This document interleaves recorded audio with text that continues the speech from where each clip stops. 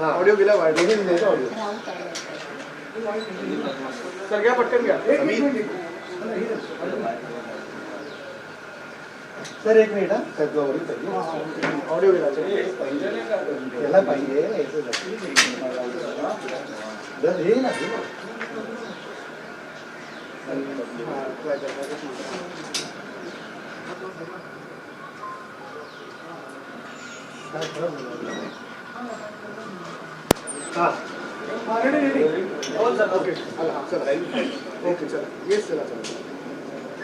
रावसाहेब, सगळ्यात आधी तुमची तब्येत कशी आहे, उपचारांना कशी तुम्ही प्रतिसाद देता? महानगरपालिकेच्या जाहीर झाली त्याच्यामुळे तब्येत सुधारायला हवी. तुमच्या समोर उभा आहे बोलण्यासाठी. उद्धवजींची परवानगी घेऊन आणि काल तारखा जाहीर झाल्या मुंबईसह 29 महानगरपालिकांच्या. त्यानंतर अंगामध्ये उत्साह संचारलेला आहे. औषधं वगैरे नंतर पाहू काय करायचं ते, किंवा ट्रीटमेंट ती चालूच राहील. पण ही लढाई मुंबईची मराठी माणसाची शेवटची अस्मितेची आणि अस्तित्वाची लढाई असं आपण म्हटल्यावर मराठी माणूस कोणत्याही पदावर असो, कोणत्याही परिस्थितीत असो, त्यानं या लढाईमध्ये मुंबई वाचवण्यासाठी उतरायला पाहिजे असं आमच्यासारख्यांचं म्हणणं आहे, ज्याने या मुंबईचे अनेक लढे पाहिले, लढले, संघर्ष केला. हिंदुहृदय सम्राट बाळासाहेब ठाकरे यांच्या नेतृत्वाखाली त्यांना स्वस्थ बसता येणार नाही. मुंबईमध्ये गेल्या काही दिवसापासून काही पोस्टर्स लागले मुंबई वाचवण्यासाठी, मराठी माणसाला आवाहन करणार. त्यात कोणत्याही पक्षाचं नाव नाही. सरकारला भीती वाटली आणि त्याने एका रात्रीत हे सर्व पोस्टर्स काढायला लावले. का तर म्हणे आचारसंहितेचा भंग होतो. आचारसंहिता मराठी माणसाला, आचारसंहिता मराठी माणसाला, आचारसंहिता विरोधी पक्षाला. आणि हे जे सरकारचे लोक आहेत त्यांना काय, निवडणुकाच्या तारखा जाहीर होण्याच्या 10 मिनिटं आधीपर्यंत शासनाचे आदेश निघत होते. निधी संदर्भात नगरविकास खात्याचे आदेश निघत होते. हा विकासाच्या घोषणा होत होत्या. आणि मग ते सगळं पूर्ण झाल्यावर निवडणूक आयोग 4 वाजता तारखांची घोषणा करतो. हा आचारसंहितेचा भंग नाही. तुम्ही सरकारला पूर्ण मुभा देत आहे. पैशाचं वाटप प्रचंड होणार. 15 लाखाची मर्यादा आहे. मुंबई म्हणजे अ ब क ड 15 लाख, 13 लाख, 11 लाख आणि 9 लाख असं हे अ ब कड आहे. मुंबई, नागपूर, पुणे वगैरे अ मध्ये येतात. त्यांना 15 लाखाची मर्यादा आहे. निवडणूक आयोग खात्रीनं सांगू शकेल का सत्ताधारी पक्ष फक्त 15 लाखावर थांबणार आहे? जो सत्ताधारी पक्ष नगरपालिका, नगरपंचायत निवडणुकीमध्ये 100-100, 150-150 कोटी एका नगरपालिकेत खर्च करतो, तिथे ज्या सत्ताधारी पक्षानं, तिन्ही म्हणतो, नगरसेवक फोडण्यासाठी, विकत घेण्यासाठी 2-2, 5-5 कोटी रुपये खर्च केले, तो 15 लाखावरती खर्च मर्यादा पाळणार आहे का? आणि निवडणूक आयोग त्यासाठी कोणती यंत्रणा राबवणार आहे की मुंबईमध्ये सुद्धा मुंबई मराठी माणसाच्या हातून हिसकावून घेण्यासाठी जो पैशाचा खेळ चालणार आहे तो निवडणूक आयोग उघड्या डोळ्यानं पाहणार आहे? मी जे म्हणतोय, प्रत्येक मराठी माणसाचं हे कर्तव्य आहे की या वेळेला ही लढाई प्रत्येकाची असायला पाहिजे. आणि मला असं वाटतंय की त्या पद्धतीची जागरूकता शिवसेना पक्षप्रमुख उद्धव ठाकरे आणि महाराष्ट्र नवनिर्माण सेनेचे प्रमुख राज ठाकरे हे मराठी माणूस आणि महाराष्ट्रासाठी एकत्र आल्यामुळे ही जागरूकता, एक आत्मविश्वास आणि एक उत्साह लोकांमध्ये निर्माण झाला आहे. आम्ही मुंबईसह 29 महानगरपालिकेच्या लढाईमध्ये उतरायला सज्ज आहोत. भले तुम्ही आमच्या पाठीमागून वार करा, पैशाचा खेळ करा, पण आम्ही आमची लढाई लढणार. इतिहासात नोंद राहिली पाहिजे की या महाराष्ट्रातल्या मराठी माणसाचा एक गट मुंबई मराठी माणसापासून तोडण्यासाठी, उद्योगपतींना देण्यासाठी असूसलेला असताना शिवसेना, महाराष्ट्र नवनिर्माण सेनेतले लोक हे मुंबई वाचवायला, मराठी माणसाच्या हातात मुंबई राहण्यासाठी शौर्यानं, धैर्यानं या लढाईमध्ये उतरले होते. ही इतिहासात नोंद राहील आणि त्यानंतरच लोकांना कळेल गद्दार कोण या महाराष्ट्राचे आणि खुद्दार कोण. पण सर, तुमची अधिकृत युतीची घोषणा अजून झालेली नाही, जागा वाटपाची झाली, ते झालेलं आहे का किंवा ते कधी होऊ शकतं? तुम्ही महायुतीला हा प्रश्न विचारता का? ती जी काय महायुती नावाचं त्रांगडं आहे, हां आम्ही एकत्र येणार, एकत्र लढणार, त्यांना प्रश्न विचारता का? नाही ना. पण ठाकरे बंधून हा प्रश्न का विचारता? आम्ही बघू ना. मी ज्यासाठी तुमच्यासमोर बोलतोय की माननीय राज ठाकरे आणि माननीय उद्धव ठाकरे एकत्र निवडणुका लढत आहेत. हां, महायुतीच्या लोकांना दिल्लीत जाऊन अमित शहाच्या पायावर डोकं ठेवावं लागलं की आमची युती करा, आमची युती करा. बाबा लगीन, बाबा लगीन. बरं का? तसं आहे ते. नाही रावसाहेब, तुम्हाला हा प्रश्न विचारणं यासाठी स्वाभाविक आहे कारण सत्तेमध्ये महायुती एकत्र आहे. असं पहिल्यांदाच होतं आहे की एका निवडणुकीत ठाकरे बंधू एकत्र दिसणार का? कारण कौटुंबिक मनोमिलन झालं आहे, पण राजकीय युती होणार का? अधिकृत घोषणा कधी होईल आणि या युतीमध्ये काँग्रेस असेल का? हे सगळे प्रश्न आहेत. एक लक्षात घ्या, या क्षणी माननीय उद्धव ठाकरे आणि राज ठाकरे हे एकत्र आलेले आहेत. मुंबई महानगरपालिका, ठाणे, कल्याण डोंबिवली, मीरा भाईंदर, पुणे आणि नाशिक या प्रमुख महानगरपालिकांमध्ये आम्ही एकत्र लढत आहोत. बाकी इतर महानगरपालिकेमध्ये स्थानिक पातळीवरती जे दोन्ही पक्षाचे कार्यकर्ते आहेत ते निर्णय घेतील. पण ही लढाई 29 महानगरपालिकांपेक्षा ही लढाई मुंबईची.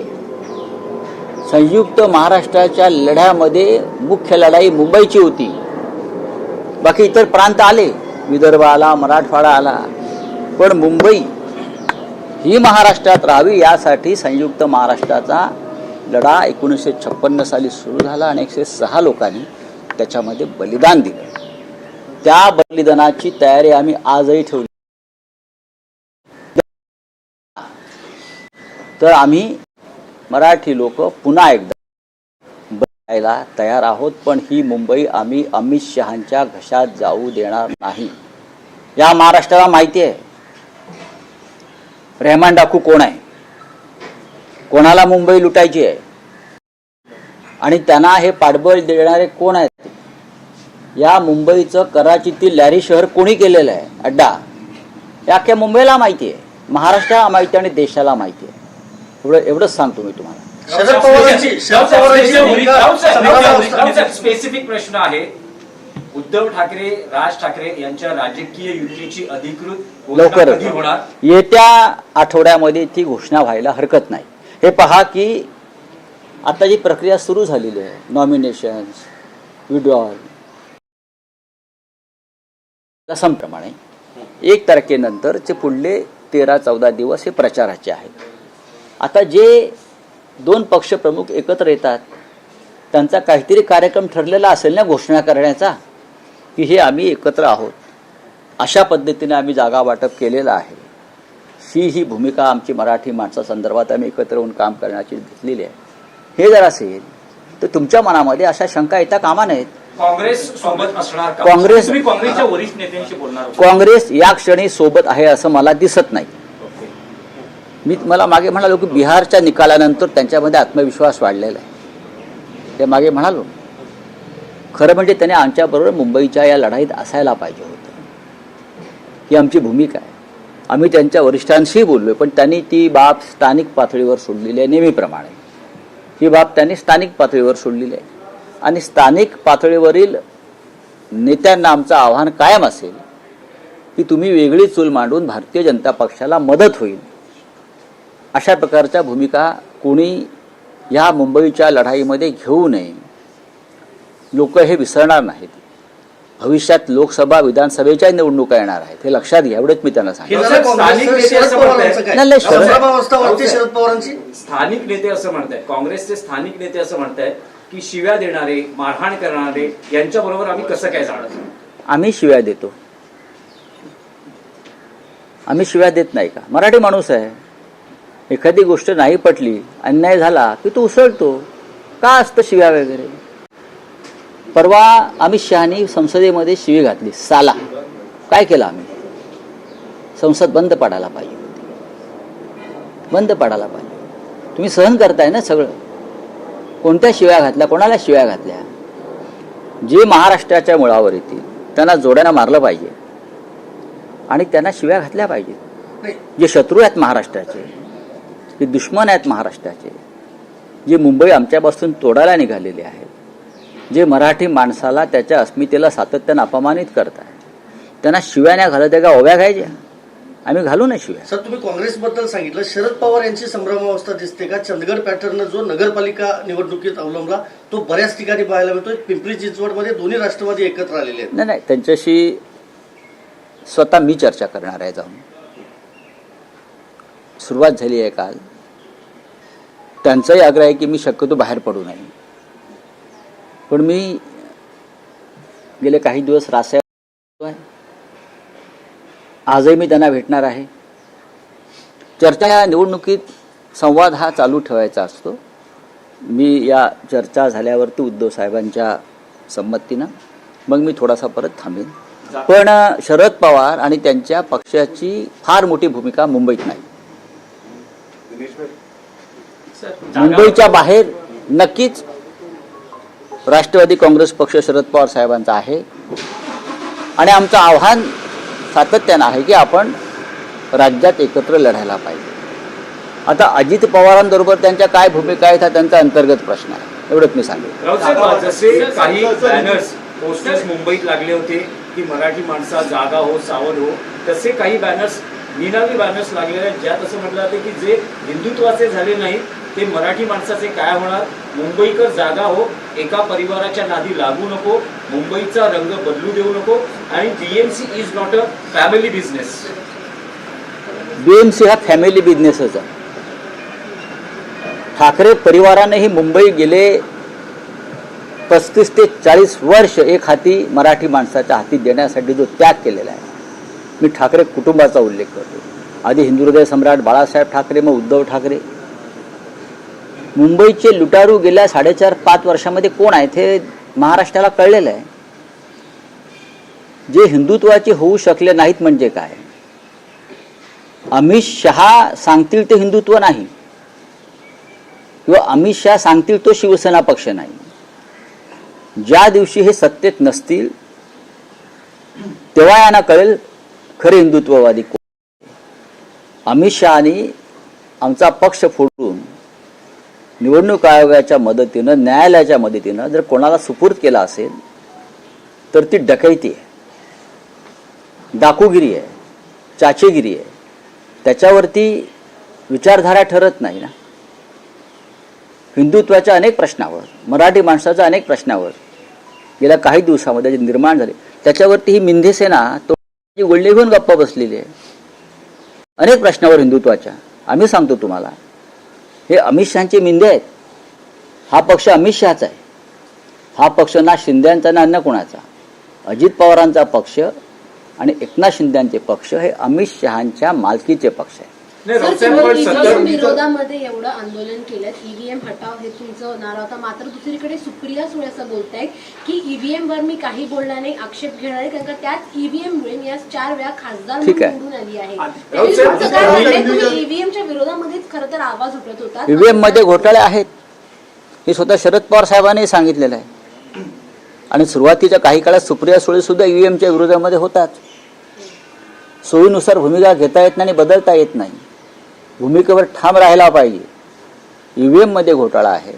राहुल गांधींनी ते सिद्ध केलेलं आहे. आम्ही सगळ्यांनी ते सिद्ध केलेलं आहे. अशा वेळेला लोकांच्या मनात निर्माण होईल आणि संघर्ष आणि लढाईची धार कमी होईल. अशा भूमिका घेऊ नयेत. बरं का, सत्य आम्हालाही माहिती आहे. सत्याची लढाई अशा प्रकारे भरकटली जाऊ शकत नाही. मुंबई राउत महापालिकेसाठी साहब, सवाल राउत ये है साहब, कि जिस राउत तरीके साहब, से अध्यक्ष पद पर नितिन नवीन की सर, एक नागपूरचं प्रश्न असा अधिवेशन होतो की तुम्ही सतत सांगता की मराठी माणसा जागा हो, सावध हो, मराठी माणसासाठी ही शेवटची निवडणूक आहे. तर गेली 25 वर्ष ज्यांची महापालिकेत सत्ता होती आणि जे मराठी अस्मितेचं राजकारण करतात, तर त्यांच्यासाठी हे अपयश नाहीये का? नाही. की जर मराठी वोट अजिबात बँकेला नाही. जर सांगितलं जात असेल नाही. बघा, हिंदू हृदय सम्राट बाळासाहेब ठाकरे यांच्या काळापासून मुंबईवर आक्रमण होत आहेत आणि प्रत्येक वेळेला प्रत्येक अशा निवडणुकीमध्ये मराठी माणसाला आम्ही सावध करतो. मुंबई तोडण्याचा कारस्थान आजचं नाही आहे, गेल्या 70 वर्षापासून आहे. आणि त्या प्रत्येक वेळेला प्रत्येक निवडणुकीमध्ये आम्हाला मराठी माणसाला जागं करावं लागतं. हे सत्य आहे आणि त्यात चुकीचं असं काही नाही. तुम्ही बाळासाहेब ठाकरेंच्या नेतृत्वाखाली लढलेल्या अनेक निवडणुका बघा महापालिकेच्या. आपल्याला कळेल की बाळासाहेबांनी सुद्धा प्रत्येक वेळेला मराठी माणसाला जागं करून निवडणुका लढवलेल्या आहेत आणि जिंकलेल्या आहेत.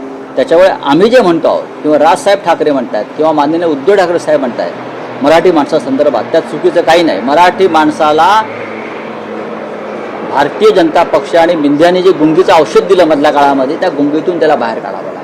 नाही, पण मुख्यमंत्री असं म्हणतात की मुख्यमंत्री- चंद्र सूर्य असेपर्यंत मुंबईला महाराष्ट्रापासून तोडलं जाणार नाही. काही पक्ष हे या मुद्द्यावर भावनिक राजकारण करतात. बघा, सूर्यचंद्र तुमच्या भाजपाचे नोकर नाहीये. सूर्यचंद्र तुमच्या भाजपचे नोकर नाहीत. सूर्यचंद्र आहेत ते राहतील. जब तक सूरज चांद रहेगा या घोषणा आम्ही पण देतो. पण सूर्यचंद्र तुमच्या मालकीचे नाहीत. जरी तुमचा देश मालकीचा तुम्ही लोकशाही मालकीची केली असली तरी सूर्यचंद्र स्वतंत्र आहेत.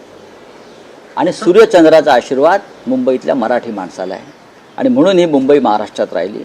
काँग्रेसचे ज्येष्ठ नेते त्या काळातले सखा पाटील बरं का, यांनीही वेगळ्या प्रकारे घोषणा दिली पर्यंत मुंबई महाराष्ट्राला मिळणार नाही. तेव्हाही आचार्य म्हणाले सूर्यचंद्र तुमच्या बापाचे नोकर नाहीत, ते आमचे. तेव्हा या घोषणा देवेंद्रजींनी देऊ नये. मुंबईतला मराठी माणूस आणि मुंबईचं अस्तित्व धोक्यात आहे. तुम्ही तर अधिक धोक्यात आणता या निवडणुकीत, हे मान्य करा. आणि आम्हाला असं वाटतं की आमची लढाई ही मुंबई आणि महाराष्ट्र आणि मराठी माणसासाठी आहे. त्याच्यामध्ये कोणी खो घालण्याचा प्रयत्न करा. आज शिवसेनेचा मेळावा आहे. आदित्य ठाकरे संबोधित करणार आहेत. महत्वाच्या पत्रकार परिषदा आदित्य ठाकरे घेतात. एक नवं नेतृत्व उदयाला येते. चांगली गोष्ट आहे, स्वागत आहे. मुंबईची जबाबदारी खास करून बघा, त्याच्यावरती माननीय उद्धव ठाकरे साहेब बोलतील. आज आदित्यजींचा एक मेळावा आहे आणि तो महानगरपालिका निवडणुकीसंदर्भात मार्गदर्शनपर मेळावा आहे. तरुणांची एक भूमिका आहे या निवडणुकीमध्ये आणि त्यांचं नेतृत्व करतायत. राज्य सरकारचं नागपूरमध्ये अधिवेशन पार पडलं. विरोधक कुठेही आक्रमक नव्हते. आपने ईवीएम को लेकर काफी आक्षेप दर्ज किए थे. ऐसे में वो सुप्रिया सुले सदन में ये कहें कि ईवीएम को लेकर उनको कोई नाराजगी नहीं है, कोई ऐतराज नहीं हुई. 4 बार वो चुनकर आई हैं, तो कहीं ना कहीं संभ्रम या 4 बार जो चुनकर आई है उसमें सभी लोगों का सहभाग है. हम सब उसमें शामिल हैं. ईवीएम के बारे में सुप्रिया जी की पहली भूमिका अभी आप देख लीजिए, शरद पवार साहब की भूमिका देख लीजिए. ईवीएम के ऊपर संशय, आक्षेप उनके पार्टी ने भी लिया है, प्रेजेंटेशन दिया है, डेमोन्स्ट्रेशन दिया है. अचानक ये भूमिका आप नहीं बदल सकते. राहुल गांधी के नेतृत्व में चुनाव प्रक्रिया के खिलाफ जो हमारा संघर्ष चल रहा है उसमें ईवीएम घोटाला भी है. और आप जब इस मामले में चुनाव आयोग के दरबार में हम गए हैं तो सुप्रिया जी के पार्टी के लोग भी शामिल है उसमें. तो लोगों को गुमराह मत. आपका चुनाव अलग है और देश का चुनाव अलग है. मैं सुप्रिया जी को ये बताना चाहता हूँ. आपका क्या सवाल है? नागपूरच्या अधिवेशनामध्ये कुठेही विरोधक आक्रमक दिसले नाहीत, विरोधी पक्ष नेता नव्हता दोन्ही सभागृहाला, एकच आंदोलन केलं गेलं. पुण्याचं जमीन प्रकरण असेल, संतोष देशमुख हत्या प्रकरण, पुण्याच्या जमीन प्रकरणामध्ये मुख्य आरोपींना वाचवण्याचा प्रयत्न कोण करतो आहे? देवेंद्र फडणवीस करतायत. विरोधी पक्षानं आवाज उठवला. आपण काय केलं? आपण गुन्हेगारांना पाठीशी घालण्यासाठी कायदे आणि नियम बदलले, पोलिसांवर दबाव आणला. काय करायचं विरोधी पक्षाने? विरोधी पक्ष नेता तुम्ही देत नाही दोन्ही सभागृहात, आणि विरोधी पक्ष काय करत नाही असं विचारता, हे ढोंग आहे. चला, धन्यवाद. यामध्ये विरोधी पक्षातलेच एक नेते असं म्हणतात की ते व्यक्तिगत प्रकरण आहे. कोणतं पुण्यातलं व्यक्तिगत? कसं आहे? सरकारी जमीन 1800 कोटीची, मंत्र्यांच्या मुलाला, उपमुख्यमंत्र्यांच्या मुलाला 300 कोटी देण्याचा प्रयत्न झाला, हे व्यक्तिगत प्रकरण असेल तर मग या विषयावर बोलायलाच नको. हे व्यक्तिगत प्रकरण कसं असू? तुम्हाला मिळेल का? म्हाडाचं घर तुम्ही घ्यायला गेलात, 10 लाख किंमत, अमुक अमुक आले, चला त्यांना 2 लाखात द्या, सरकार देईल का? नाही, पण भास्करराव जाधवच त्या दिवशी बघा, कॉन्फरन्समध्ये असं म्हणाले, हे त्यांना हा प्रश्न विचार, त्यावेळेस ते म्हणाले की हे व्यक्तिगत प्रकरण आहे, त्यामुळे सरकारच्या तिजोरीची जेव्हा लूट होते आणि ते सरकार पक्षाचे लोक, तेव्हा ते व्यक्तिगत प्रकरण असत नाही. भास्कररावांना हेच सांगायचं आहे वारंवार. भास्कररावांनी हे सांगितलेलं आहे. तुम्ही त्याचा कधी वेगळा अर्थ काढला असेल, अभी हो गया. दोन नंबर का सवाल है कि अध्यक्ष पद के तौर पे उन्हें कार्यकारी अध्यक्ष पद की नियुक्ति की गई है. अच्छी बात. संघ का कहीं भी कुछ चल नहीं रहा, बीजेपी देखो, ट्रैक पे है. भारतीय जनता पार्टी ने अगर उनके पार्टी का कार्यकारी अध्यक्ष नियुक्त किया है, वो उनका पार्टी का अंतर्गत विषय है. किसको नियुक्त करना है वो उनका विषय है. उसमें हमारी जैसी पार्टी कोई भूमिका व्यक्त करे ये ठीक नहीं है. लेकिन 2-2.5 साल तक आप राष्ट्रीय अध्यक्ष का चयन कर सके, ये सच है. बाहर जो अफवाहें है वो तो यही है कि भारतीय जनता पार्टी और संघ परिवार में इस मामले में अनबन चल रही थी. बड़े बड़े नाम आ रहे थे, शिवराज सिंह चौहान से लेकर भूपेंद्र यादव तक, धर्मेंद्र प्रधान तक, विनोद तावड़े तक नाम आए, सीनियर नेता थे. देवेंद्र जी का भी नाम चल रहा था. तो अचानक एक ऐसे व्यक्ति को पार्टी का अध्यक्ष, एक आदेश, 4 लाइन का आदेश आया और नियुक्त किया. Unknown face. देखिए, अननोन फेस है लेकिन कार्यकर्ता है. मोदी जी कहते हैं ना कि कार्यकर्ता के रूप में नितिन नवीन ने बहुत बड़ा काम किया है. तो अब क्या काम होता है, क्या नहीं होता है, उनका पार्टी का विषय है. जो व्यक्ति मोदी और शाह को चाहिए उस व्यक्ति को उस पद पर बिठाए. लेकिन वो सर्वोच्च पद है इस देश में, जहां अटल जी बैठे थे, जहां मुरली मनोहर जोशी बैठे थे, जहां लाल कृष्ण आडवाणी बैठे थे, वेंकैया नायडू बैठे थे, अमित शाह बैठे थे, बड़े बड़े दिग्गज लोग बैठे थे. ये भी हम भूल नहीं सकते. 29 महानगर पालिकाओं का चुनाव जाहिर हो चुका है. सर, 29 महानगर पालिकाओं का चुनाव जाहिर हो चुका है. हम सबकी नजर है कि उद्धव ठाकरे और खासकर मन से कब एक साथ आके चुनाव की घोषणा करें, साथ में आने की. हो जाएगा. राजनीतिक तौर पे आपने अब तक घोषणा नहीं उद्धव की है. ठाकरे जी, राज ठाकरे जी अगले कुछ दिन में एक मंच पर आएंगे और अलायंस की घोषणा करेंगे. सर, मुंबई की अस्मिता बचाने की, मुंबई को बचाने खासकर कैंपेन चल रहा है कि मुंबई का अगर अस्तित्व बचाना नहीं, ये मुंबई बचाने का कैंपेन लेकिन बीजेपी 70 साल से. पलटवार कहती है कि देखिए, कहाँ- बीजेपी को ने मुंबई की लड़ाई में कभी सहभाग दिया है? महाराष्ट्र की लड़ाई हुई, जो बीजेपी स्वतंत्रता संग्राम में नहीं थी, वो बीजेपी हमारा जो संयुक्त का जो बड़ा संघर्ष हो साल तक, उसमें कहीं नहीं थी. सीमा विवाद रहा कर्नाटक के साथ, हमारे 69 लोग शिवसैनिक मारे गए, वहां भी बीजेपी कहीं नहीं थी. बीजेपी किसी भी लड़ाई में, किसी भी संघर्ष में, चाहे देश का हो चाहे महाराष्ट्र का हो, बीजेपी सिर्फ मलाई खाने को आती है. बस, थैंक यू.